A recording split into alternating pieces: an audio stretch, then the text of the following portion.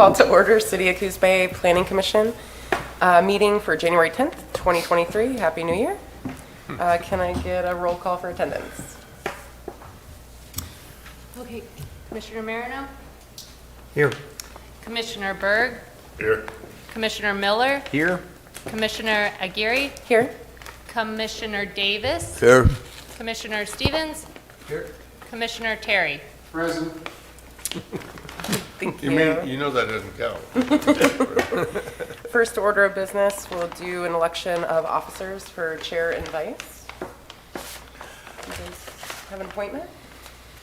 I would like to nominate Rex Miller as chair and Josh Stevens as vice chair.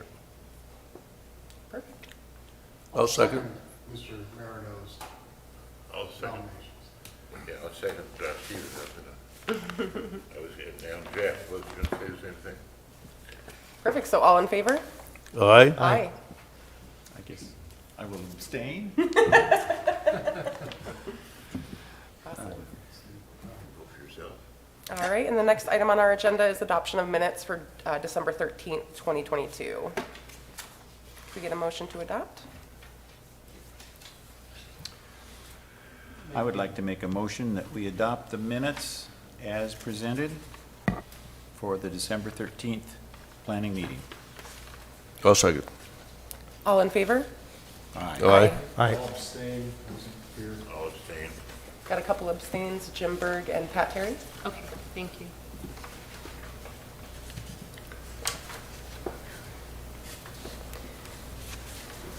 Next item on the agenda is the public hearing, so we'll open the public hearing for item A, Planning Commission review of draft 2020 Housing Needs Analysis Update and Draft Urban Growth Boundary Expansion Memo and related comprehensive plan amendments. Do we have a Hello, staff report? Commissioner. Yeah, this is Carolyn. Oh. Can everyone hear me? Can't hear it. I can't hear you very well. Okay, These sounds like- these partitions don't make it easy to hear. Is that better? yeah, and Jim's gonna turn you up. Okay. Jake Callister is also here Oh, from perfect. ELCOG, as well as Rachel. And Jake is going to set a PowerPoint presentation up that I'm going to lead in on and then hand off to him. If you could put that on the screen. There we go. Now we're official. So if everybody can hear me, I'll get started. Yes, we can. Okay, terrific. We're here tonight to continue our discussion from last September regarding the housing needs analysis and the update of the 2020 needs analysis. Next slide, please. The update was funded by DLCD to also include a preliminary urban growth boundary expansion memo and related comprehensive plan amendments to that, to the update work. The update was undertaken because there was a shift in the intended use of the property for the approved 500 unit manufactured home project. And it kind of put our HNA out of kilter. So we went back to DLCD and they funded this update as well as the additional tasks that are outlined here.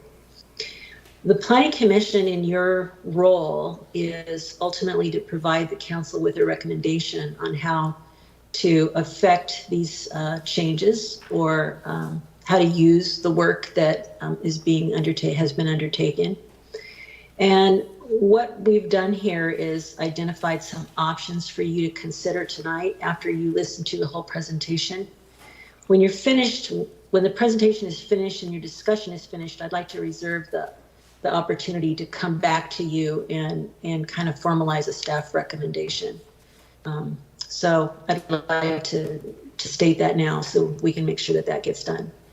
The first option that you're going to have is to accept the information as advisory to complete the HNA update by 2026. Now, this could be a recommendation that you give to the council.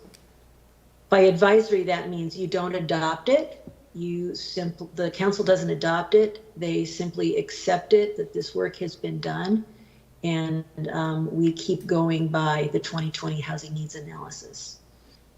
The contract agreement with the city specifies that we need to have draft materials ready, but we don't have to have adopted materials to them. So that's one option that you could consider recommending to council. The second option would be to accept all the information, all three of these bodies of work, and adopt those by resolution. If you did that, if the council did that, the next HNA update would be required by 2031. You have each city has 8 years between these updates to do this work. I'm going to pause here for a minute before I go into the third option, because it was not in the staff report that you received, and I think it warrants a little bit of backdrop.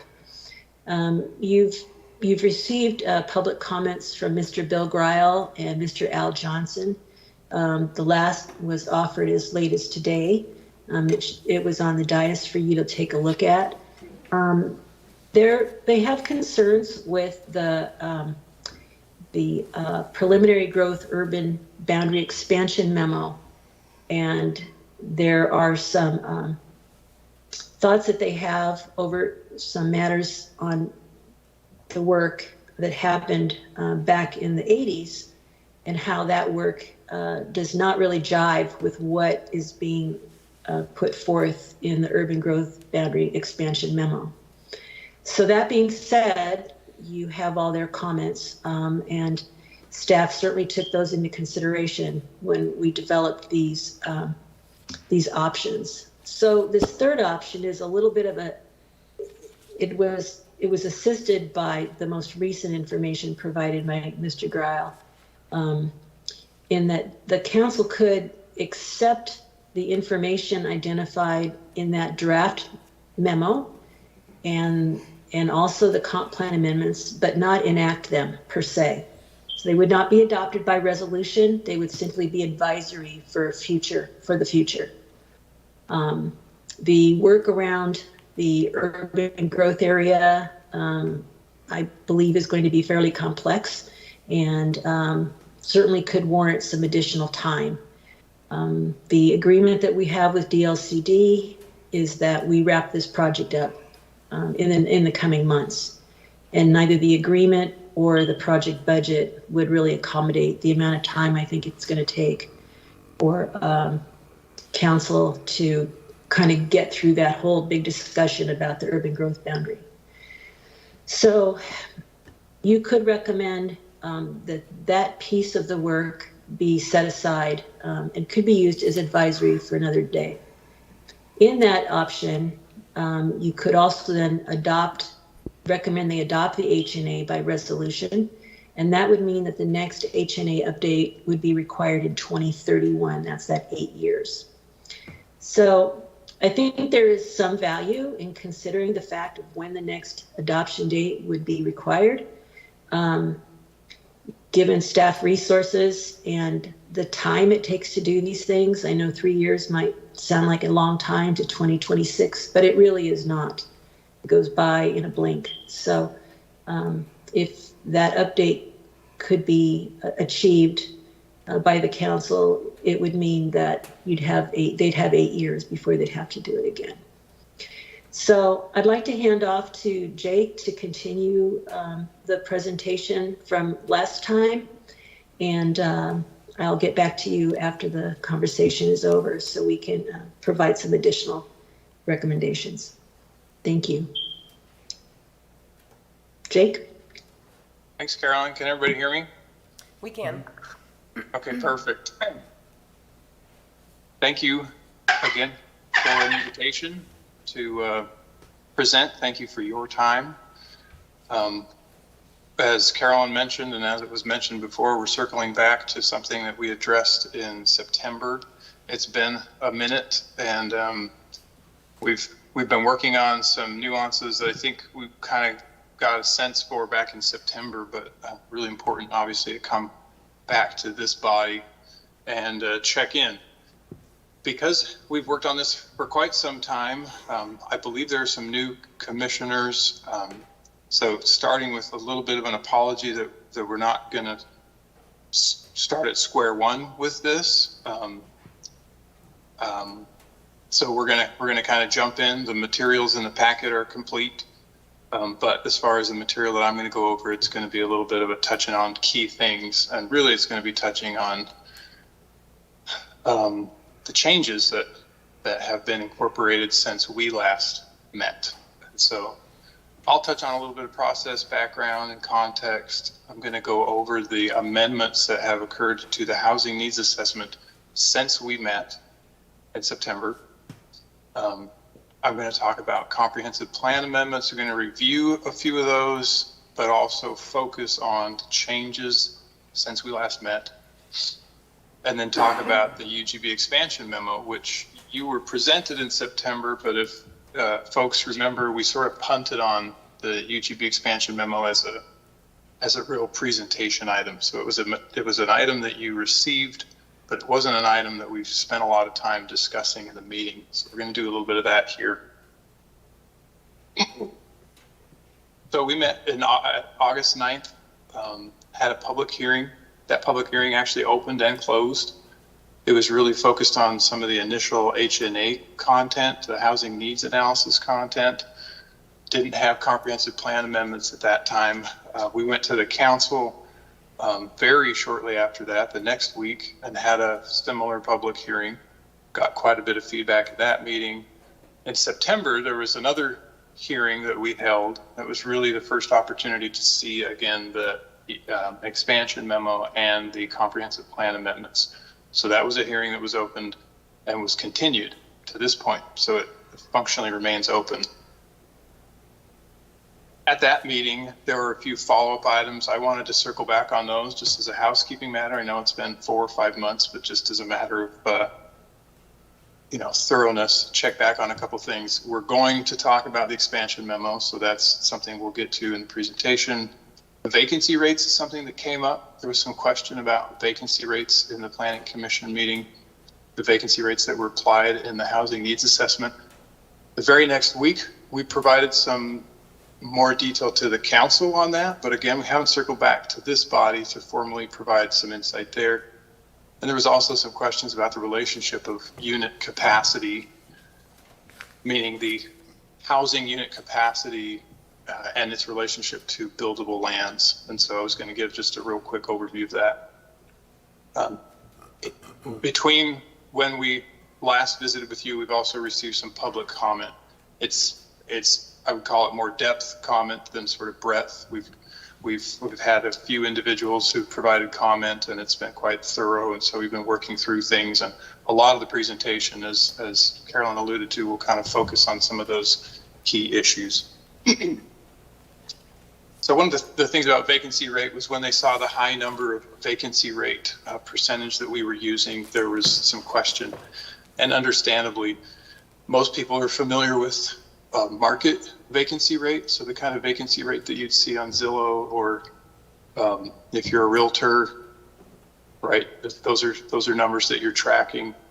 The vacancy rate, census also tracks the market rate, but they also use just a sort of raw kind of pure vacancy rate within a community, meaning on the market rate is looking at the vacancy for homes that are on the market and not off the market, and several other categories of structures that they essentially take out of the inventory and say, well, that's just noise, that's distracting to what our kind of purpose is, which is to kind of see turnover. The census tracks everything. And for our housing needs analysis, we don't want to assume that homes that aren't being used, that aren't being occupied, technically, should be part of our inventory of occupiable units, right? So typically we're trying to make a case in that setting that we need more, like we're not reaching our potential. And so we kind of lean into the vacancy rate. We want to use what the census says, how many homes are occupied. That's what we want to use, because that's a good bellwether for whether they're addressing the housing need or not. And so that number's higher. It's higher than the market rate. So I just provided to the council some explanation. The gentleman who had provided the most pointed vacancy rate sort of critique noted that he was essentially satisfied by the explanation. And so that's the vacancy rate explanation. As far as unit capacity is concerned, this is just a really crude representation of what a buildable lands inventory is. We're categorizing land into the various ways that it can be utilized or not for development, in this case for residential development. So you've got partially vacant infill development, you've got vacant, kind of purely vacant, you've got redevelopable lands, areas that could be repurposed based on a few measures or assumptions. And you have environmentally constrained land and just unbuildable lands that just are too small, or by their distinction or nature, they're just not going to occupy, not going to accommodate residential property. So the way that we calculate, and I think part of this was just kind of the desire to kind of reverse engineer when we say we need X number of units to accommodate our future population. The mechanics, like what are the mechanics of that? Where did a fixed number come from to say this population, this many units based on this buildable? Like, how do you know that's the capacity? So one thing to understand that's really important about the methodology is that properties are categorized. Essentially, think of them as being on the map, very distinct locations, and they get aggregated into the buildable lands inventory database, right? So they're going to be this many vacant acres of this zone, and then it goes into essentially a tabular format. It's all aggregated into this total vacant acres pool. It gets yanked off of the map. It sort of loses its like identity, let's say, and just becomes this big canister of vacant land. And then it gets processed through these other layers. So you remove acreage from the total for constraints within that certain zone. You may remove acreage for public facilities. So you know that there's going to be streets, there's going to be parks, there's going to be other public and semi-public uses that can't accommodate homes particularly. Then you're also going to have a nuance here where, and those are reductions to buildable land. And then sometimes you add some infill percentage, typically a pretty small percentage of redevelopment potential. And that's an estimate, and it's usually quite moderate, and it might bump this up a little bit. Once you've got those net vacant acres, and again, part of this is that if someone said, well, show me what you planned for my property, right?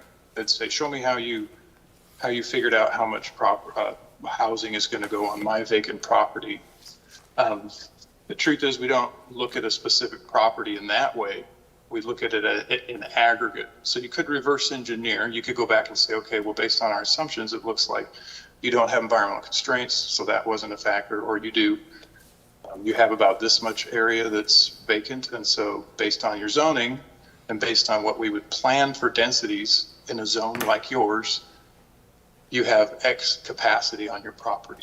And so I think one of the principles here to consider is just this idea that it's really an aggregated thing. These are numbers that we're reducing acreage as we go in aggregate, where there's no exercise to conceptualize development specifically on properties. That's in a very small community, you could maybe pull that off, but for this exercise, it's really extracting it from the map, doing the analysis, and then, you can treat certain concerns on a case-by-case basis, but that's the overview of the capacity analysis. Some of the comments that we heard, I'm going to go through some comments, and then those kind of ripple through the changes. These two are kind of thematically similar. Concern about sufficiency of the environmental constraints that were applied. So questions about shouldn't there be more environmental constraint reflected in the housing needs assessment? Specifically suitable locations for affordable housing. This is direct quote from the testimony. Suitable locations for affordable housing in light of understandings and likely regulatory changes associated with natural hazards. Concern that the billable lands did not sufficiently take into account market conditions and trends, so affordable prices and rents. So we took this really serious. We sat down and evaluated the report, the concerns. When it came to environmental constraints, we felt pretty confident. I mean, we were leaning in pretty heavy, actually, to environmental constraints, if you remember, meaning our sense was that our approach was something that we might get pushback on. We had added well over 100 acres of environmental constraint from the 2020 HNA, mostly slope areas. We'd also started to look more carefully at landslides and liquefaction. And we're really trying to lean into that. And so we felt confident that we'd leaned into the environmental constraints, and the market trends similarly. We definitely addressed them. We thought that at that point, it's probably not a matter of not having addressed them, but you know, what degree is acceptable in addressing them. And so we thought that the keepers of a touch point on that would be DLCD, who are the ones who essentially approve the analysis and find that it meets the goals and acknowledge it. So we reached out to the DLCD and asked them to help us assess how we could improve on these particular points. In the note from their senior planner of housing programs, DLCD has reviewed the city and LCOG's work on this HNA and would like to commend the project team on thorough and well-thought analysis. DLCD does not believe it necessary for the factual basis the city uses to make HNA BLI decisions to include speculative or even probable changes to financial or insurance regulations. It's just kind of getting at this likely regulatory. There are things out there on the horizon. We should be taking those into account. DLCD agreed with us that our hands are sort of tied in trying to assume what sort of regulations are going to emerge. So we felt comfortable with the content that we had based on that. We talked about the vacancy rate concern.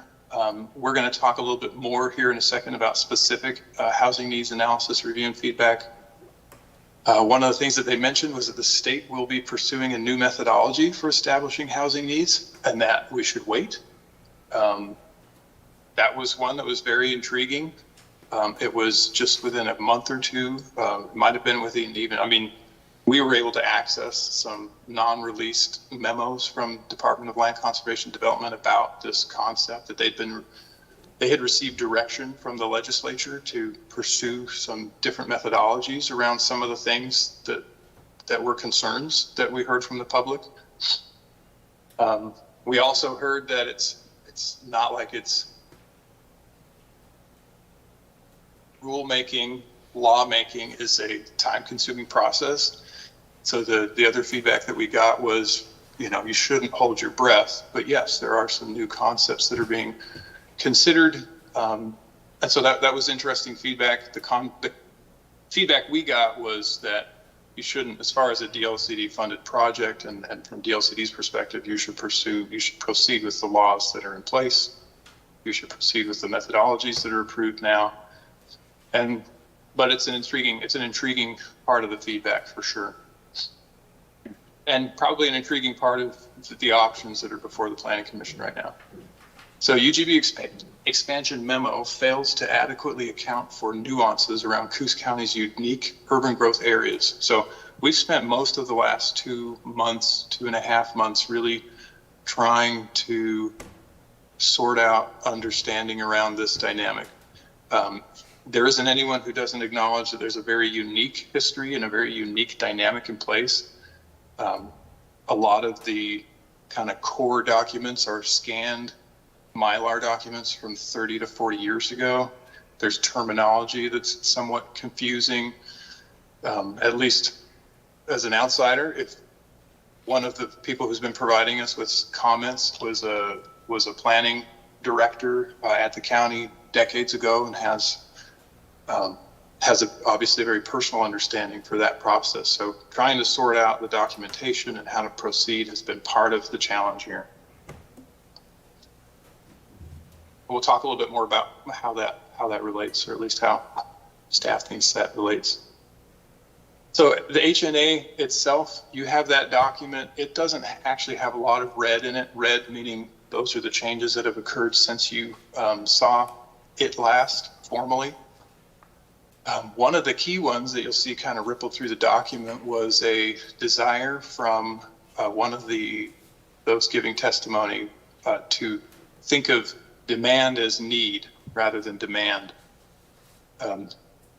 Not really a rich explanation about the distinction, but I think the very fact that a community needs certain things as opposed to demands them, there is certain distinction there. I think legally speaking, the terms are quite interchangeable, but it wasn't anything that we needed to push back on. So we provided a version where we just transferred the terms throughout the document. So that was one thing. Other things that this was in fact a version of the document that the individual had marked up, literally taken the whole document and provided suggestions. And what you see in the document is a subsection of those suggestions. So a lot of them were mostly slight tweaks to the meaning of things. We added a little bit more context around our market and trend analysis around the housing types and the connection to certain demographics. And so I think it's a better document for the feedback for sure. But the changes aren't extensive. If you look through the document and saw these, I caught a few of these and I thought this is an internal Word macro sort of link reference that got goofed up. So if you see these, we're aware, and obviously any final version will make sure that all of these links are corrected. So it's a hyperlink that somehow broke in the process. So I wanted to make you aware of that. So transitioning to the comprehensive plan amendments, this is just a quick overview of just generally, a lot of the plan amendments were about natural resources because we'd leaned in on environmental constraints. We knew that we needed to back those constraints up, right? So we can't say, well, we won't expect development to happen in X and X and Y and Z condition unless the regulatory framework in the community backs that up and says, yeah, we're not going to allow that. That's not smart. We want to focus on more practical areas for development. So you can see here, we added landslide, liquefaction, and tsunami. Really interesting to consider that a community like Coos Bay didn't really call those out as specifically in the comp plan. Earthquakes were identified essentially as a non-threat. So this one is highlighted in red as just like a clear need for an amendment. Earthquakes pose a major threat in this community of Coos Bay. And then the other ones, these are narrative amendments. So they're the sections of the comp plan that aren't they're kind of preparing the context for the policies and the strategies. So it's content that's written in narrative format in paragraphs. And so we made some changes from the housing needs assessment or proposed in the comp plan amendments, some of those changes. When it came to strategies, again, focusing first on the natural resources and hazards, adding the language here, you can see landslide and liquefaction are being added explicitly. And then we had these two options. The more I thought about these options, the distinction is really nuanced. Essentially for this and another one I'm about to show you, the distinction is that one of them really directs in the comp plan more specifically to development code, like an eventual development code implementation. So measures, regulations, process to make sure that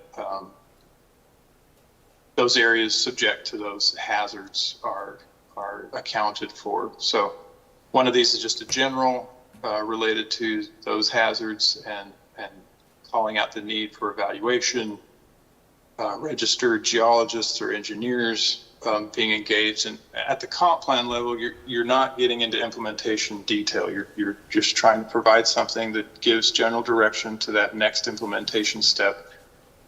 So a common hazard is to really start to get into the details. You're going to do this and this and this, and at this level you want to kind of stay high. So the other one is associated with specifically tsunami danger, and so utilizing the data that comes out of DOGAMI, or the Department of Geology and Mineral Industries, and utilizing that information to come up with land use measures around tsunami resiliency. That was one of these pieces that was added to say we shouldn't be assuming that our future population is going to be accommodated on tsunami prone vulnerable lands. So again, one of the ways that we back that up is by assuring that in fact we've created a setting where we're not vulnerable in the future to that. So that's the spirit of this strategy. Housing policies, this is just a general housing policy, essentially currently Coos Bay doesn't really have a directive about looking specifically towards residential growth. It has something about industrial growth and evaluating the urban growth boundaries ability to accommodate industrial growth lands. And so this is a sort of counterpart on the residential side. So the urban growth management components are the ones that we had the most pushback from through testimony, through public comment. And this again was really primarily related to these historic nuances about, at this point, it was very hard for us to frame anything that didn't in some way sort of counter the county's, understanding that is out there about how the county, the disposition of the lands just outside of the city. So areas like Millington and Bunker Hill and Barview, these were areas that had unique designations 30 plus years ago. And at this point, anytime we talk about expansion, it's very difficult without a kind of common understanding and clear documentation about that understanding to discuss the nuances. So that's where we've really run into issues and where we've seen some pushback that was like, this policy doesn't work because we understand it differently. Some of the other changes, again, what you see in red are the changes that have happened since you've seen it last. Most of them are in a manner of one way or another related to this dynamic to try to kind of to navigate what the dynamic that we have right now that frankly is not in a super, there's still some inconsistency in understanding about it. This is an example of something that was in there. This is actually not shown as a change in your documents. This is something that I recognized as in the last week in preparing for this. That's sort of another example of something that, well, if this understanding about county, city, urban growth management dynamics is different, then this is something that might need to be revisited. So in a real sense, the urban growth management policies, I think, are just really, they're kind of vulnerable right now as they hang in the balance of this understanding. I think Carolyn alluded to that. I don't think there's any sense in not being clear about that. So this is one that didn't change, but it's related, right? This is one where we talked about creative means for expanding the UGB, looking at land exchanges where you swap land that's inside the UGB for land that's outside the UGB. If there's a clear benefit for doing that, that would be a policy that would just essentially call that out as a legitimate pursuit. So that's the comprehensive plan memorandum, or excuse me, comprehensive plan amendments that have changed. And we went over quite a few of the comprehensive plan amendments, not all of them, but quite a few of them there. The final piece of this is the UGB expansion memo, which these three bullets are right out of the memo itself and essentially the scope of work. The concept initially was we're going to conduct a housing needs assessment. We're going to, and there's always after these analyses a kind of like what next or what does it mean or what. housing needs analysis and buildable lands inventory are very key components that support and essentially commence, in a lot of instances, the review for your urban growth boundary expansion. And you'll see how they play in really specifically here. So the concept was to provide a basic characterization of possible distinct units for expansion analysis. So you have to create study areas. We'll kind of look at how the memo treats that. A basic evaluation of the implication of Coos Bay's housing needs assessment for its UGB from a residential side. Considerations for possible next steps relative to residential land needs. And I think just generally speaking, I thought of it as a resource to planning commission, to the council, to the community, to really anyone to kind of get a sense for how UGB expansion works in Oregon, to see Coos Bay in that context, and to prepare, for the next step, whatever that may be that much better prepared. So I thought of it very much as an advisory educational tool. And I think one of the recommendations is to essentially take it as such. So I'm really just going to go over the outline of the document. I'm not going to spend a great deal of time going through the detail, but just to give you a kind of overview of what it is, it takes step by step these 6 steps that come out of the Oregon administrative rules for UGB expansion. So step 1 is that you determine your land need, right? So that should sound really familiar when it comes to the housing needs assessment and buildable lands, and determine your land supply. Reconcile steps 1 and 2. So you're reconciling your supply and your demand, and you're creating essentially, right, the answer to that math problem. Based on that, you establish a study boundary. So if you have a deficit or you have not enough land looking forward through that assessment, then you establish a study boundary and you identify areas that you would evaluate on the periphery of your community. You add the most appropriate areas to the UGB eventually after doing an analysis, and then you plan and zone those lands. So those are the 6 high-level steps.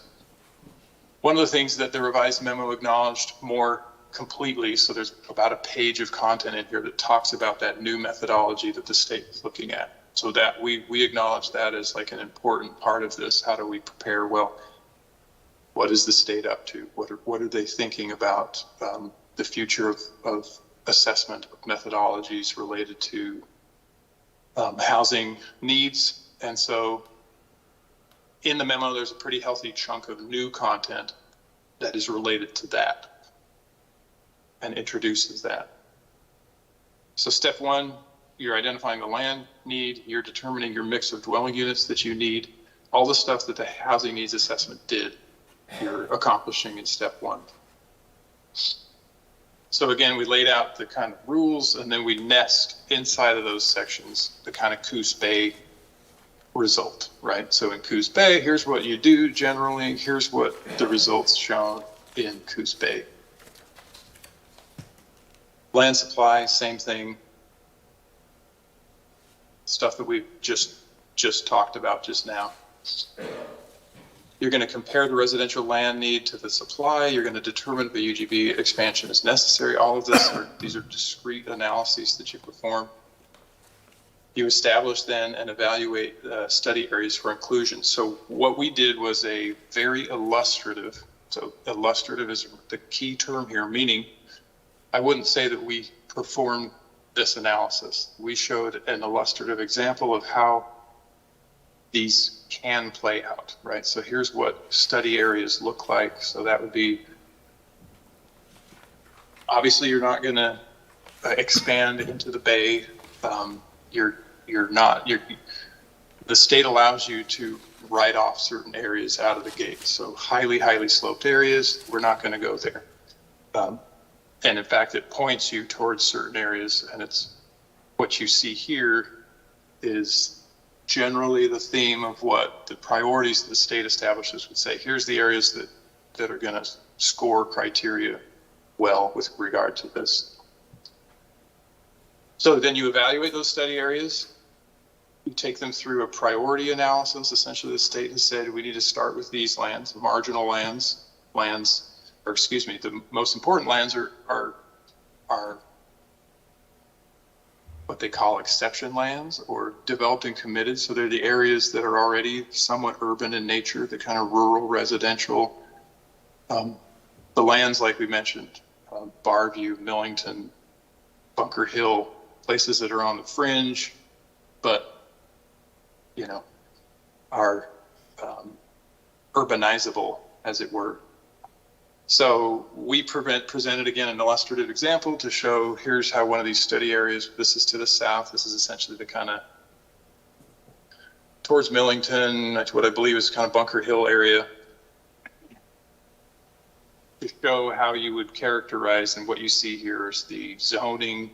You'd apply other layers to that analysis to try to identify, what areas meet the priorities best.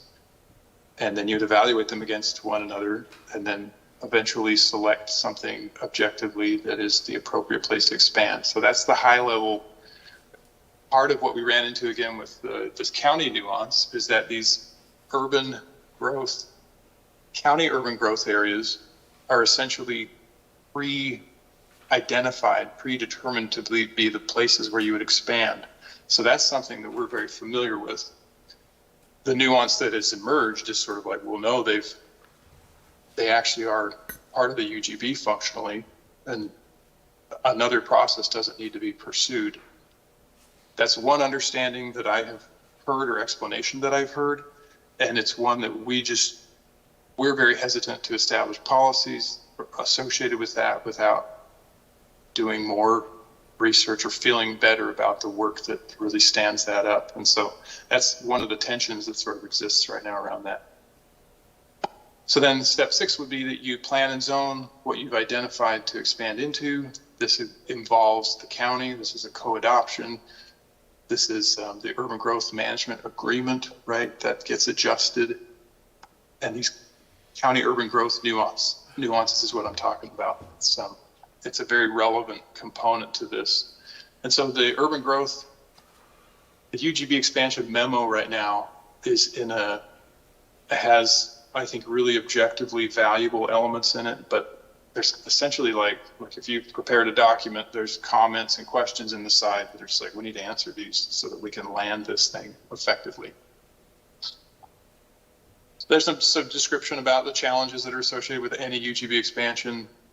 They're high profile, they're costly, but often just absolutely necessary. And so those are just things to consider. Opportunities in there would be things like, again, the land exchange, looking at creative ways to try to figure out how to maybe find a workaround. And then the OARs that stand the whole thing up are an appendix in the document. So that is the presentation related to the updates. Can bring the slide back up or answer any questions that folks have related to the updates. That's an overview of what the proposals are, and that hopefully gives you a better sense for sort of the options that Carolyn laid out for you to consider. So happy to answer questions. Thanks, Jake. Carolyn, did you want us to circle back to you now or after questions? Oh, I We can't can't hear hear you, you. Carolyn. I'd like to hear your questions and your comments, please. Okay. Yes, Carolyn, I was really kind of unclear on option 3. Could you tell me what the difference between option 1 and option 3 is? Option 1 would be to accept all the information, the HNA, the preliminary growth, urban growth boundary expansion memo, and the comp plans. That option would be to recommend council just accept those as advisory, don't adopt any of them, but just say, yes, you got the work done. Thank you very much. We've concluded our contractual obligations to DLCD. Option 3 would be to go ahead and recommend that council adopt the housing needs analysis by resolution. And you could they accept the information in the comp plan amendments and the draft urban growth boundary expansion memo as advisory and not take any action on those, but just to accept that, yes, this is complete. The difference between just accepting something and adopting something is it's kind of a big deal, because with the adoption of the HNA, you would be completing a state requirement. You could still do that if you don't adopt it right now, but you'd have to turn around in 3 years and kind of start the machine up again to do the update. So that's why going ahead and recommending that council adopt that HNA by resolution, I think is important. It'll buy you an additional 3 years, and with the changes that have been made, we believe that it's fairly reflective of some of in response to the concerns that have been raised to date. If I could segue to another comment, Chair Miller, would that be okay? And that is related to the comp plan amendments that have nothing to do with with growth management. And I think that you heard from Jake the value of the city moving forward with amendments that would address natural hazards and a variety of other things. What seems to be tripping up the effort is the concerns about the growth management references in, I think it was slide 12 and 14. Jake, if you'd want to pull those up. In particular, new policy 1.5 under, yeah, there we go, 7.6. This seems to be of kind of the point of challenge from the public comments that we've received. So there would not be any penalty or any, and there is no state requirement for this expansion memo. It would just be preliminary in nature, and I think Jake explained that it's really used as a guide for the city for down the road. So if you would want to adopt those comp plan amendments relative to the other issues, except those related to growth management, I think that you would really be pulling the city ahead. I know that other communities have adopted policies related to environmental constraints. I believe, and Chelsea's there, I believe North Bend adopted a tsunami, some regulations related to that, development in those areas. So it's not unheard of, and it's very clear that information in particular, it's out there. Dogami has documented it, and for the city's comp plan to say there is no threat is really, I think it's a bit foolhardy to leave it the way it is. So I think I've overstepped your question, but I wanted to get those comments in. Thank you. Okay. So to kind of boil this down, it appears that option 3 might be the best choice out of these 3 options. Is that correct? That is staff's opinion, with the exception of the comp plan amendments that are related to growth management. But the other comp plan amendments, we believe, are fairly important to keep us on top of what the challenges are for development in the city.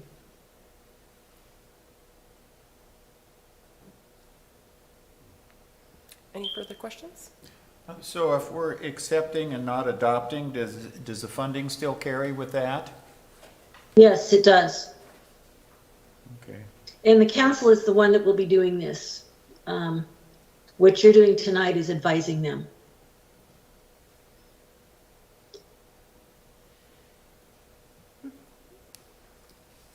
Any questions down here? And so we don't have Carolyn, you don't feel we have time to respond to this, to Bill Griles' concerns in this email from Saturday? I think that it would be a challenge. The public review process is fairly lengthy, and we've covered quite a bit over the last, year and a half, almost 2 years. But we also have, the city also has other projects underway. The housing production strategy, the estuary work is going to be starting very soon, and balancing all of those, I think, would be best if that draft urban growth boundary expansion memo and the policy changes in the comp plan about growth management were to be set aside for a bit. And I can't speak to the staff capacity there, but I'm sure Jim could, and maybe he could advise you on that. But it does take a lot of time, so. Can I just add something really quick? Just echoing what Carolyn said. Obviously, we're working on this together, but we certainly, we received the first comments about this in September, October, and I think there was an optimism that we can sort this out. Surely we can find the documentation and arrive at an understanding. It was very good faith effort to just understand where we gotten the nuance wrong. And it has been a real challenge to dial into what is. And I think part of what emerged was this is more subjective than at least I thought. I think the individuals who are challenging this would say, no, it's very objective. But we're struggling to see the objectivity of the path forward. And I think that's what, when we look at the budget and we look at our timeframes, it seems that the time is now to make, at least for this process and this contract, some kind of a call. And if I might add to that, DLCD, they've held the purse strings on this and have been very generous with this grant funding. They have indicated their support of how the analysis has been put together, but they've also indicated that it's important that the city meets its contractual obligation to wrap this up by the end of May. And by wrap up, that means all the hearings are done, all of the invoices are submitted, everything. So, that really is more like a late March by the time, we do all the after work that has to happen. So I think we're just running up against a clock, but the information that we're suggesting be set aside for a look at after the adoption of the HNA and the comp plan amendments that do not relate to growth management. The council could decide, if they wanted to put more money towards that, if they wanted to let it sit for a little bit, that would certainly be up to them. But I think, in all fairness to the process and the agreement we have with DLCD, and to adequately review this along with other long-range planning work that we're doing, what we've recommended here, what I've just recommended here, I think would really be the way to go. So so number 3 is adopting the housing needs analysis and the expansion memo. That would kind of keep all this information within that record, so when we do come to pick it back up, we have all this that we can reference. I'm just concerned if we wait 4 or 5 years to look at any of this again, if we don't stumble across some of this information, we might be trying to figure out the stuff with the county without some of this documentation. And I just want to make sure whatever we do, that this doesn't get lost in the mix and we have to kind of try and rebuild from scratch again in 4, 5, 6 years. I think the county process This is just Jake's recommendation, and I guess I would consider it LCOG's, but in any case, this project, I think the one way to frame this is that this project wasn't up to the challenge of sorting that nuance out. But it's really important. It's going to be something that is really crucial to figure out. And so I think marshaling the effort and the resources to really hit that hard. For us, it was, we could delve into it to a certain extent. We could go down that sort of path on certain tasks that we had, and then we just found that it's we're going to kind of sink over here, and we have this obligation to make sure that this other component gets delivered. But I agree 100% that that isn't something that should get genuinely kicked. That shouldn't get kicked down the road too far, but this might not be the means to accomplish that. So, If I could articulate the recommendation a little further, what the Planning Commission could do is move to recommend council adoption of the HNA by resolution and the comprehensive plan amendments unrelated to growth management. The second part of your recommendation could be to recommend that the council provide funding and directive for evaluation of the preliminary urban growth boundary expansion memo to finalize it and to finalize the review of the comp plan amendments related to growth management. If you did that, I think that you could go a long way in getting what's really needed to be done right away. I think right away, done right away. The balance of this, your recommendation to say you recommended that they look at this within a year, this urban growth boundary expansion memo, and finalize that. That again is going to be contingent on, staffing and funding, but I think you would get the message to them that you believe this is important. And like you said, Commissioner, you really don't want to have this sit for 5 or 6 years. And frankly, the development pressures these days, I don't think you could let it sit that long. You would need to move forward earlier. Planning, So that would be my recommendation. Planning Commission, can I interrupt? We have our Public Works and Community Development Director, Jim Hossley, would like to make a comment, add information. Thank you.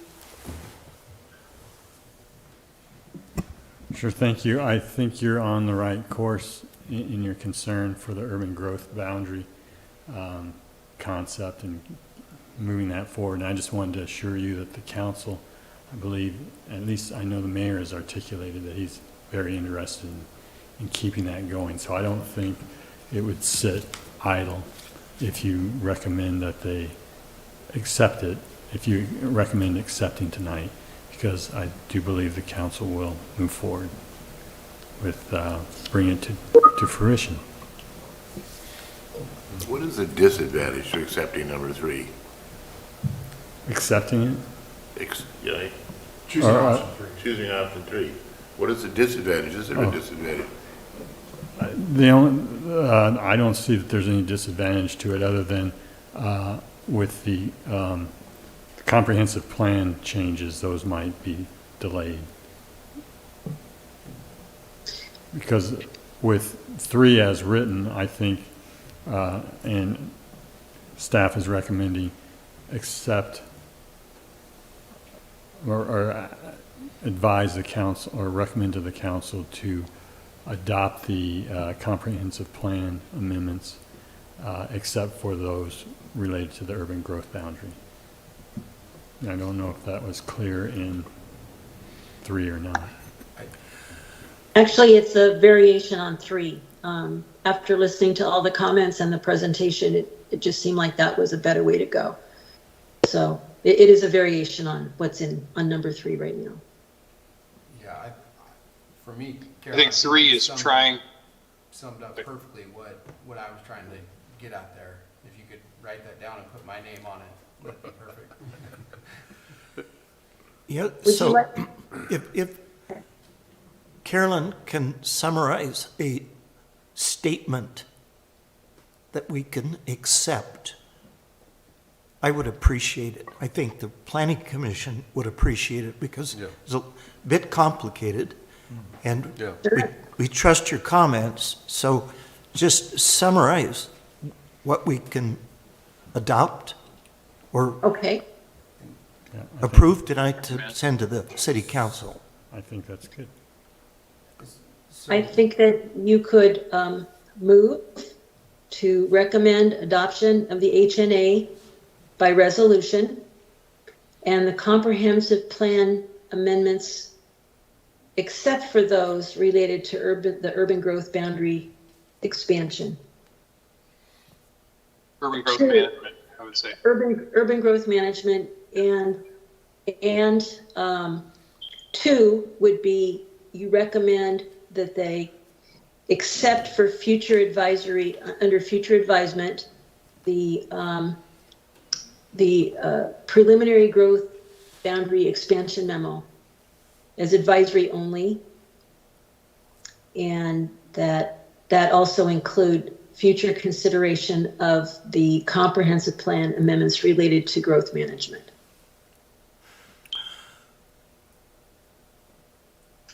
I would like to move that we accept Carolyn's comments and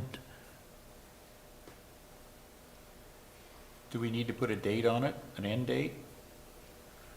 Well, that is up to you. If you want to put a date on anything, it would be when you would like to see them take action to finalize that preliminary urban growth boundary expansion and the comprehensive plan amendments related to growth management and expansion. So you could suggest that they do that within a 1-year period of time or 2 years or whatever you think is reasonable.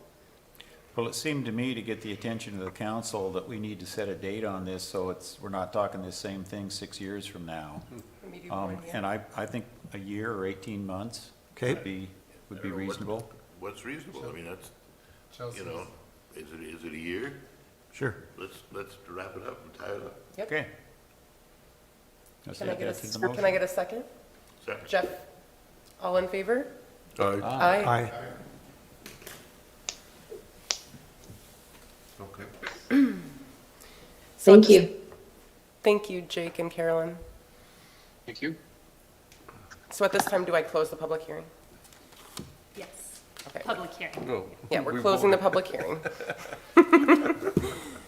Any additional public comment? Any additional, We've got so many people out there. any additional commission comments? How about staff? I actually just wanted to go over with Planning Commission. Our commission participated in a joint work session with both the Coos County Planning Commission and City of North Bend's Planning Commission back on January 4th, last week, I think. And it was regarding the county's project to update their Coos Bay Estuary Management Plan. It's their phase 1 of the project. Essentially, it would be taking the 3 individual jurisdictions' separate plans, which were intended to be one, but kind of got separated, and a little bit, little changes have happened here and there that aren't necessarily consistent with the overall plan, which is the intent.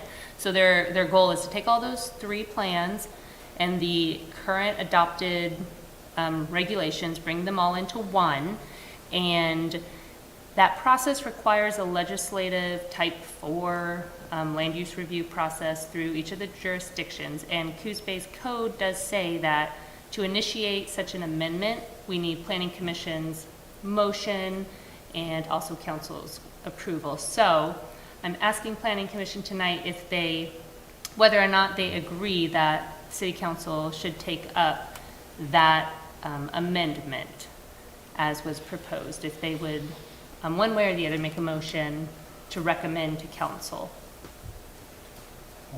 I'll make that motion that we recommend to council approve the coordinated estuary management plan. Amendment process? amendment Process. Okay. I'll second.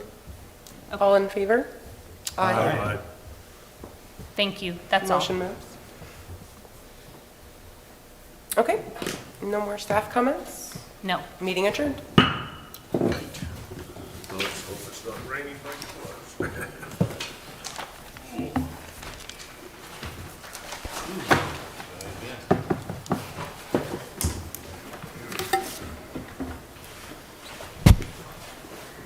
So I don't see what the big deal is with urban growth boundary when satellite communities, Bunker Hill, Waterview, Charleston, they're all on city services. Thank you. Why is that? Thanks, you took a look at your agenda. You can, well, you can keep it out. Okay. Thank you. One of the things